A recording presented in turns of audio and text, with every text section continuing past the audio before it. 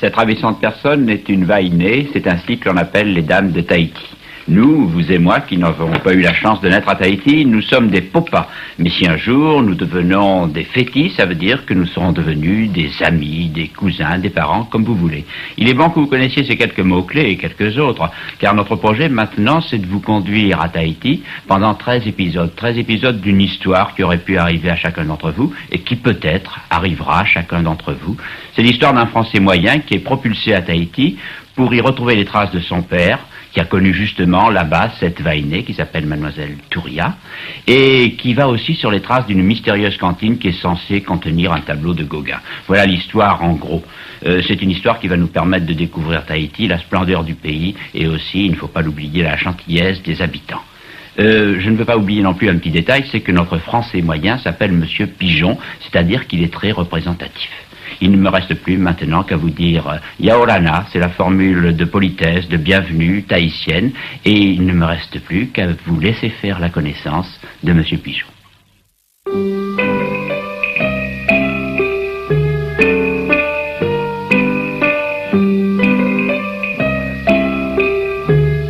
Pour le moment, c'est un brave homme de professeur de dessin qui vit en Normandie et s'en va sur les routes, chevauchant la plus noble conquête du français moyen, la bicyclette. L'air frais siffle à ses oreilles, Monsieur Pigeon se sent un homme libre, la vitesse le grise un petit peu, et lui donne en tout cas l'illusion de s'évader définitivement du troupeau.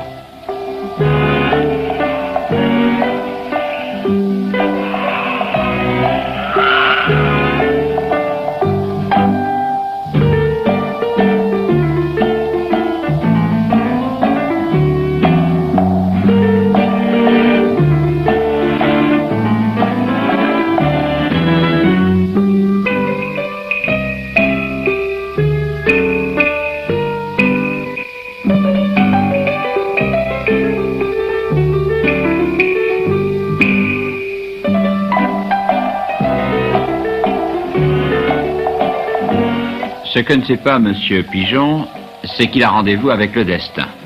Mais le destin peut attendre, surtout quand il a le visage d'un notaire, que l'on est soi-même un brave homme de français bien équilibré, et que tout finalement est prétexte à s'arrêter un peu, ne serait-ce que pour recevoir les confidences des indigènes du cru.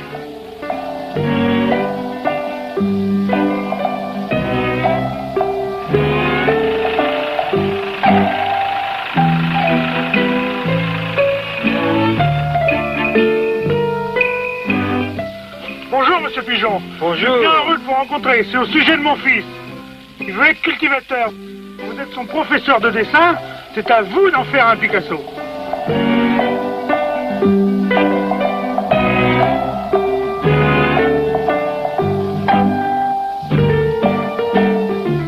Le notaire avec qui Monsieur Pigeon a rendez-vous s'appelle Maître Finot. C'est Maître Finot qui a la charge d'ouvrir, aujourd'hui que Monsieur Pigeon a 40 ans, une lettre posthume du père de Monsieur Pigeon, ancien officier de marine, qui demande à son fils de partir pour Tahiti afin d'y retrouver non seulement Touria, sa Vainée, mais encore sa cantine, dont Monsieur Pigeon va recevoir la clé et à l'intérieur de laquelle tout laisse supposer que se cache la toile que Gauguin, son ami, a donnée à Monsieur Pigeon, le père. Et voilà comment et pourquoi, du jour au lendemain, Monsieur Pigeon, le fils, professeur de dessin en Normandie, se trouve muté à Tahiti par l'intermédiaire de Maître Finot pour y remplacer Mademoiselle Grège, professeure à la retraite.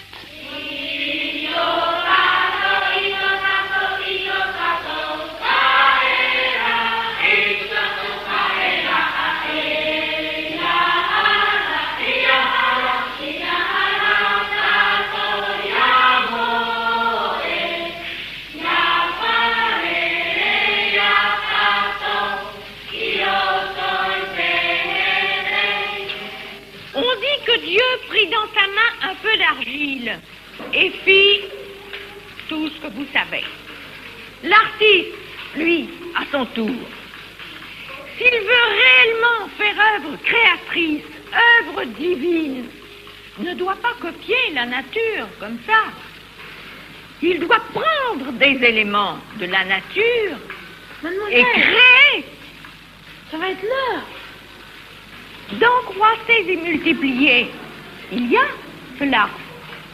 Croissez. Devenez fort. Multipliez. Augmentez la création d'une nouvelle création. Mademoiselle, la goélette.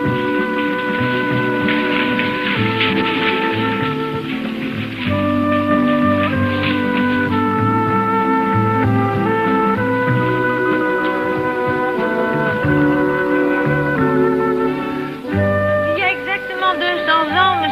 Bougainville arrivait ainsi. La montagne de Tahiti, la mer, le ciel n'ont pas changé. Voilà toujours cet impassible théâtre.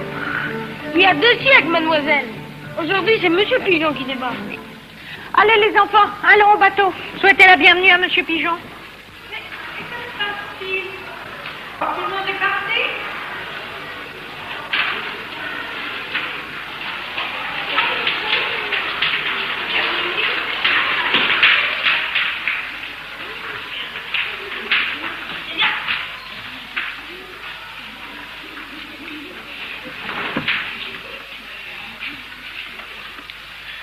Chère mademoiselle, en ce jour qui marque la fin heureuse d'une année scolaire studieuse et profitable, au cours de laquelle vous nous avez prodigué votre précieux enseignement, vous qui allez quitter ce lycée et notre île pour regagner la France, veuillez accepter ce modeste présent en témoignage de notre affectueuse gratitude.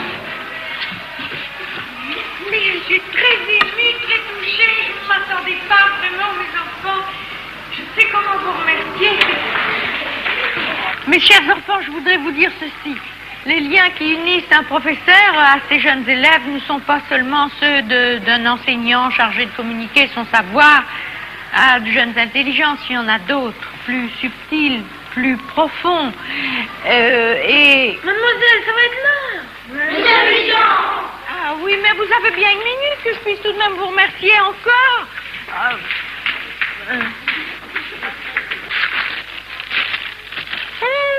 Oh non, mes enfants, c'est magnifique. Oh, que vous êtes gentils. Oh, mon Dieu, mais c'est trop, trop gentil. Vraiment. Les années que j'ai passées à Tahiti resteront à jamais gravées dans mon cœur.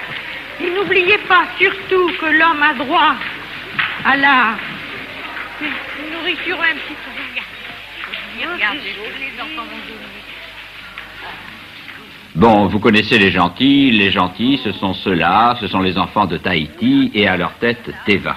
Ils auront un rôle déterminant dans notre histoire, je veux dire dans l'histoire de Monsieur Pigeon, mais vous le savez, dans les feuilletons comme dans la vie, ne serait-ce que pour mettre en valeur les gentils, il faut un méchant. Le méchant, le voilà, il s'appelle Damoclès. Damoclès à Achille. Message numéro 1. C'est par la goélette d'aujourd'hui, 30 juin, qu'arrive le sieur Christophe Pigeon. L'Amérique a bien eu son Christophe Colomb, pourquoi Tahiti n'aurait-elle pas son Christophe Pigeon? Oh, pardon, boss. J'oubliais que vous n'aimez pas mes plaisanteries. Et Damoclès attend Pigeon avec autant d'impatience, mais pour d'autres raisons que les élèves du lycée Gauguin. Christophe Pigeon. C'est ça, mon adversaire? Il est aux petits oignons. J'ai l'impression que notre pigeon, d'un seul coup d'aile, va nous emmener jusqu'au Gauguin.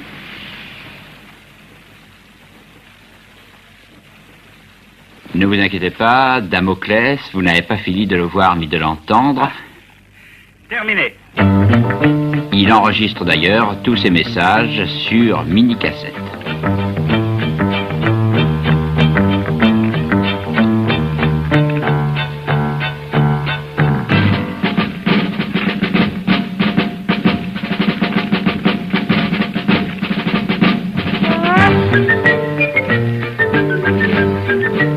En tout cas, il semble, le mot-clé de toute cette histoire, c'est Gauguin. La toile que le peintre a donnée à M. Pigeon, père, intéresse manifestement Damoclès. N'anticipons pas. Pour le moment, il s'agit simplement de recevoir Au port. au port, justement, Monsieur Pigeon.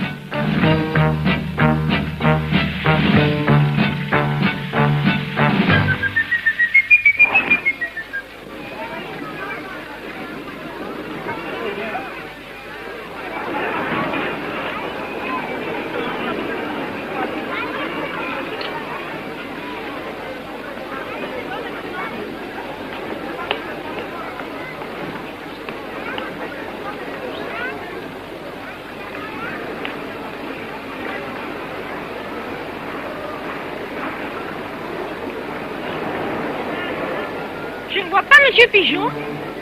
Comment est-il? Monsieur le directeur m'a confié une photographie qui était jointe à son dossier. Ah, la voici. Ouais, mais à vrai dire, c'est pas très net. C'est la photo d'une vache. Tu ne vois pas que ce sont deux photos superposées. Celui qui a pris la photo, il a oublié de tourner.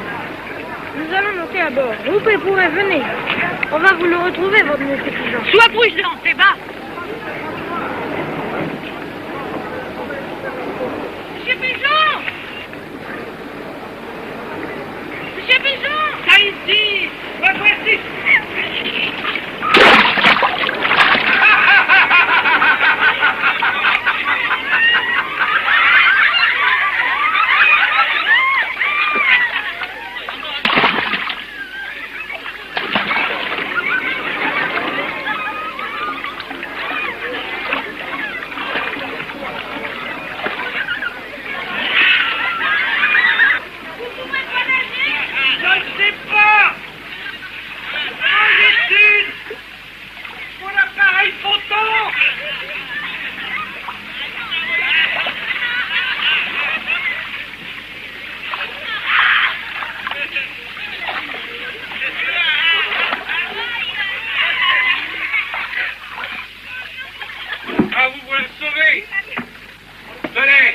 Heureusement que vous avez un pantalon de rechange. Le sacré bleu. Regardez un peu où vous mettez les pieds.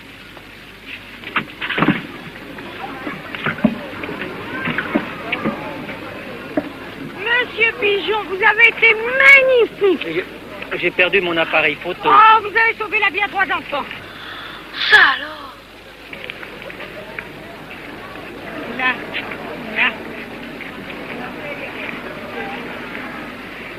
Dites-moi, vous êtes une parente? Non, c'est Mademoiselle Rez, notre prof de dessin. Eh bien, je suis bien content de l'avoir débarqué sain et sauf, hein, ce bougre à 3 poils. Hein. Prenez-le, madame, gardez-le. Mademoiselle. Et vous, monsieur Pigeon, hein, tâchez de pas y revenir, parce que si vous voulez encore voyager, vous n'avez qu'à prendre l'avion cette fois-ci, hein. 1000 millions de sabords, je préfère transporter du 2000 pics qu'un bougre comme vous, hein. Je vais arroser ça, tiens. Capitaine! Capitaine! Qu'est-ce qu'il y a encore? J'ai perdu mon appareil photo. Ah, si c'est que ça va, hein. Quand on le retrouvera, on vous fera signe. Merci, capitaine. Dites-moi, vous n'avez pas une idée de l'endroit où vous l'avez égaré? Ça pourrait peut-être nous aider dans nos recherches. Je peux même vous le montrer. Là!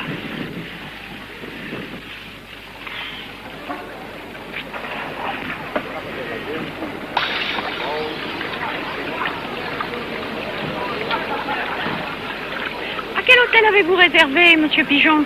Ah, je n'ai pas réservé. J'ignorais la date exacte de mon retour. Le paquebot m'a déposé une marquise. Je tenais à me recueillir sur la tombe de Gauguin. Oh, c'est mon rêve de toujours.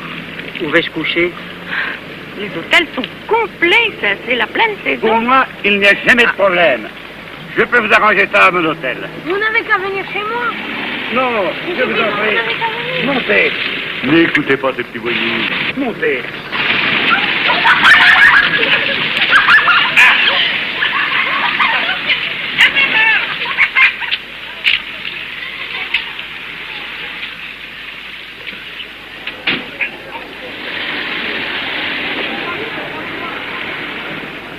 Oh, c'est pas bien.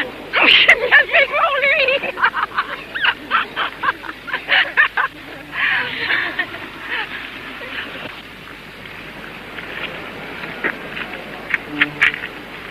Vos bagages, monsieur Pigeon. Un perroquet! Attention la petite à cause, n'y touchez pas les enfants, n'y touchez pas. Qu'est-ce qu'il dit encore? Rien, il ne dit que poil aux dents. Poil aux dents. Et Juliette? Elle se porte bien, Monsieur Pigeon. Elle est dans son bac.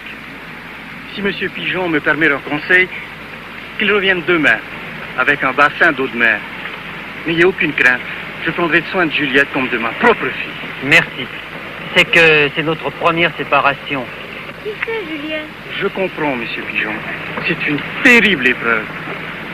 Il faut avoir du courage. Qui c'est, Juliette? Votre fiancée? Non, c'est une tortue de mer. Une tortue? Chic alors! C'est Napoléon qui va être content. Oui, et oui, mon tortue. Mais ce n'est pas une Juliette qu'il faut à ton Napoléon, Théva. C'est une petite Joséphine. Où avez-vous eu toutes ces bêtes? Je ne parle pas de Juliette. Je sais que les tortues viennent des Tuamotu, mais le perroquet... Je l'ai adopté. Les touristes voulaient l'abandonner avant de prendre l'avion. Il a eu de la chance, le perroquet. Et Juliette aussi, parce que Napoléon est rudement bon gosse, hein. Pigeon tane, Yorana, téléphone-moi. Merci beaucoup.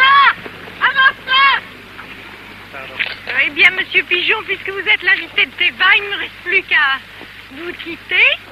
Nous aurons l'occasion de nous revoir Je dois sans doute. Oui, je dois me présenter à monsieur le directeur. Si je peux vous être utile, un renseignement... Bon, merci beaucoup et merci pour les fleurs. Oh, c'est la coutume. Lolita, Pardon. je parle Ah, à oh, mon perroquet. pardon, voilà. Tiens, voilà. Au revoir.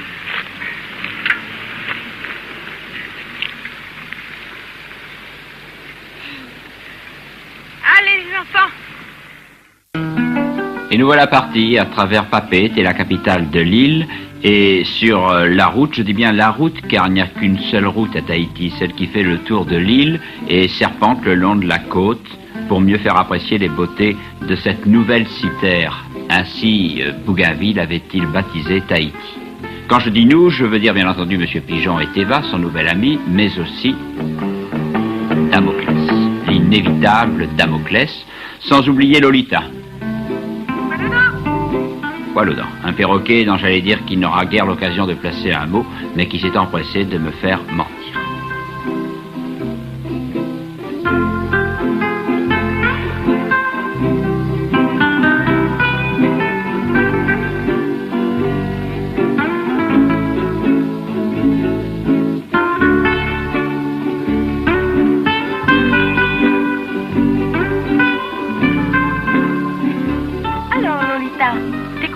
À la maison. Lolita, Lolita.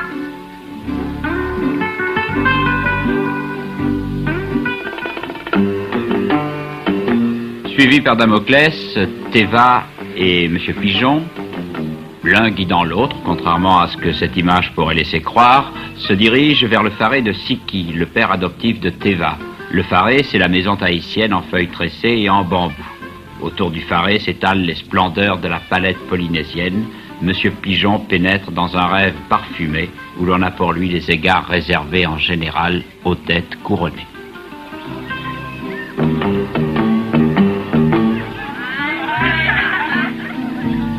Voilà Monsieur Pigeon, le nouveau professeur de dessin du lycée. Voilà Mamachou et c'est qui les parents. Femme. Adoptif.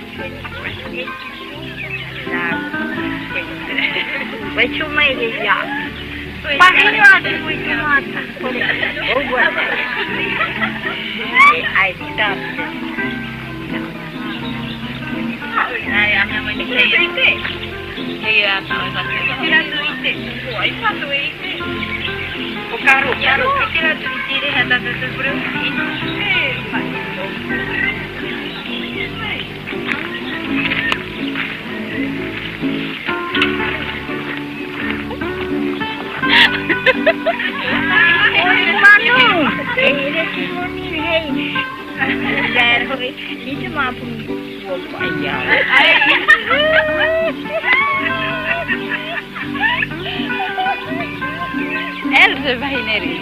Brasla?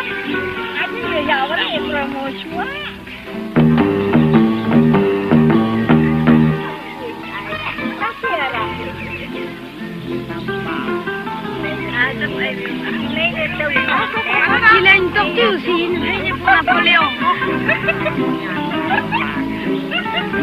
Et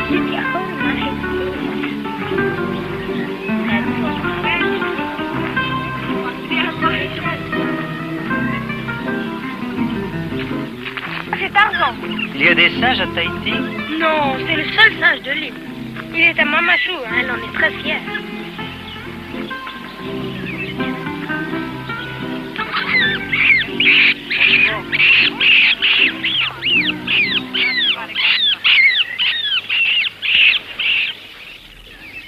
Mettez-vous à la place de Monsieur Pigeon. Le parfum grisant des tiarets, la douceur de l'air, la gentillesse de l'accueil. Monsieur Pigeon, dans son rêve éveillé, ne sait plus très bien où il en est. Est-ce l'art qui copie la nature? N'est-ce pas la nature qui s'inspire de l'art? Où est la fiction? Où se trouve la réalité?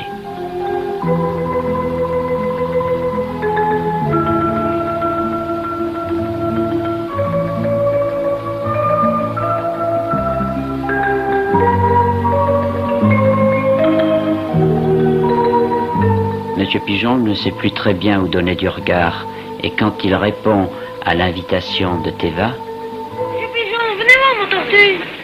Quand il répond à l'invitation de son petit ami tahitien, c'est pour aller à la découverte d'un monde nouveau. Tiens, on va passer par mon jardin sous-marin. Un monde sous-marin, transparent comme un regard d'enfant. Tous ces coraux. Regardez toutes les couleurs.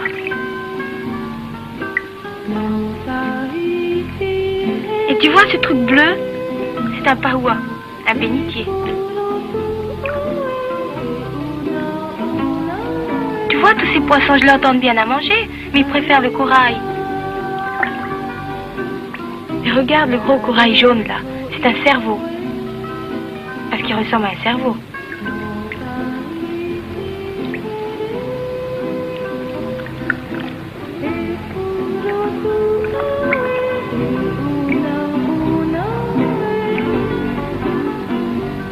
Et tu vois là, ce sont des coussins de requin. Ils s'en vont la nuit et reviennent le matin.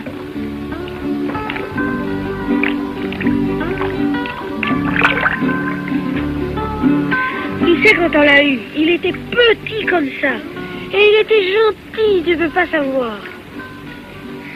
Pourquoi l'avoir appelé Napoléon s'il est si gentil? Parce qu'on avait un chien qui s'appelait déjà Napoléon. Et il était gentil. Ton tortue, comme tu dis, c'est Napoléon le gentil? C'est Napoléon II. Puisqu'il est adopté, c'est-à-dire considéré davantage comme un fétis, un cousin si vous voulez, que comme un quelconque popa, un étranger, il faut maintenant aider Monsieur Pigeon à devenir un véritable tahitien. D'abord, la base de son alimentation sera le coco qui tombe du ciel comme la manne.